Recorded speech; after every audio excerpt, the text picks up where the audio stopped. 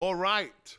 We are getting the official announcements. Bolton said it on a British TV show. Really weird. Nikki Haley teased, and then she announced. And then yesterday, DeSantis, wouldn't you like to know? That's what he said about his throwing his hat into the ring. How many contenders? I know one man who will be writing it up every single day, getting us the scoops for Breitbart. He's their Washington bureau chief, Matt Boyle. Happy Thursday. Dr. G, great to be here as always. So, are you excited that it's starting to hot up? We're starting to get the candidates come out of the closet? Yeah, look, I think this is a really healthy thing for the party. I also think that a crowded field very much helps President Trump. There's no doubt about that, right? But it's just good for our side, isn't it, to have a big debate? Yeah, I think we should have a debate. We should have it out on the issues, right? Like, I think it's great no matter who wins. And I do think that President Trump is the odds-on favorite. But regardless of that, like, I think it's healthy and it's good and it's solid for us to talk about all these issues, right? Like, so, for instance, Nikki Haley in her announcement speech yesterday, and then I interviewed her afterwards, we talked about immigration. We talked about China. Oh, good. You know, so, like, and so we'll have some big stories on that coming in the next little bit. But the big thing that she was talking about this in her speech, and we talked about it in the interview afterwards, she's really zoning in on E-Verify. I think that's a healthy thing for the party. Whatever you think about Nikki Haley, whatever you think about President Trump or Governor DeSantis or whatever, it doesn't matter. I think it's good to be talking about these issues and talking about the benefits of things like E-Verify, talking about standing up to the Chinese Communist Party. So having a robust Republican primary is going to allow us to do that and give us a vehicle and a platform through which to drive these issue discussions, and that's a good thing. That's a healthy thing, and you know, may the best one win in the end. And as Mitt Romney says, I think it's the first thing I've agreed with him on in over 10 years. That he fears very much that President Trump is going to win because of a crowded Republican primary, and I think hang on. Mitten said that he's afraid that the president will win. He said that. He said that today. Yes. Oh, Pierre. I think it was NBC News. Yes. Poor Pierre Delecto. Will you find that for me, Jeff? I need that. All right. You've been talking to Ambassador Haley. Let's hear from Ambassador Haley. She was giving an interview with NBC. Cut 6. Play cut. A couple weeks ago, you call your former boss. You asked for his blessing to run, and he said that you called him the greatest president.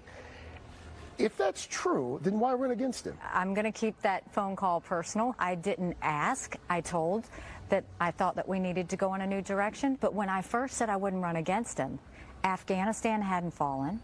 We didn't see the rise in inflation like we've seen. We didn't see what was happening in our schools the way it was. And we didn't see the results of the midterms that we just had. It is time for a new generation of leaders. You shouldn't have to be 80 years old to get to Washington. And we've got to start righting the ship. We need new blood.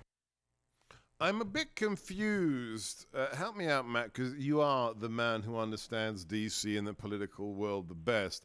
Why is she saying that the promise not to run against President Trump that she gave publicly in 2021 doesn't apply now because of the disaster in Afghanistan created by Biden and the inflation created by Biden? I'm a bit confused. What have those got to do with President Trump?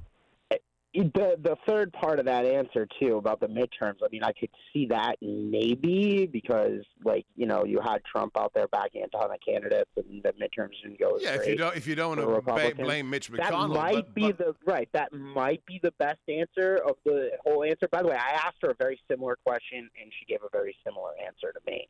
I think it's pretty clear she's on her talking point with regard to that. But again, my view on the whole thing is the more the merrier. Welcome to the field. Everybody should run. Everybody should talk about the issues, and then we'll see how it all shakes out, right? Like, and again, with the point that that Mitt Romney even is worried that a crowded field means President Trump again. So But I do think that it's healthy to have the issue discussion. All right, so if she wants to go out there and talk about it, then great. All right, we had this discussion with our buddy Kurt Schlichter yesterday. He's written a scathing piece about Haley for today's town hall. He calls her a rhino in high heels. I think she doesn't have, maybe a 2% chance in the primaries. Some people have said she's just angling for the Veep slot. What do you think about that theory?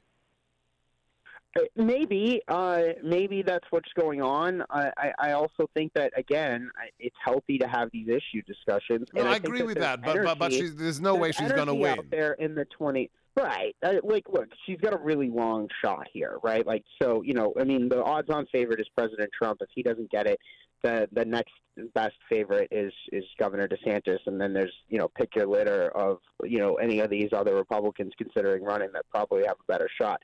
But look, at the end of the day, there were about 2,000 people there yesterday at this thing, and I don't think that they were necessarily there because they like Nikki Haley. I think that they're there because they want to see a change in the White House and they want to show energy in the 2024 race and discussion, and I think that that's a good thing. That's a healthy thing. So hopefully more people, the Democrats are doing their darndest to get rid of the primaries in Iowa and New Hampshire, and the caucuses in Iowa, the primaries in New Hampshire. The Republicans have this open debate, and it's a good thing and it's a healthy thing. So hopefully it leads to better discussion on the issues. It leads to more energy on the right, and then whoever wins the nomination in the end, whether it's President Trump or one of these other ones, that that energy carries over into a general election, because that's how a Republican wins the White House.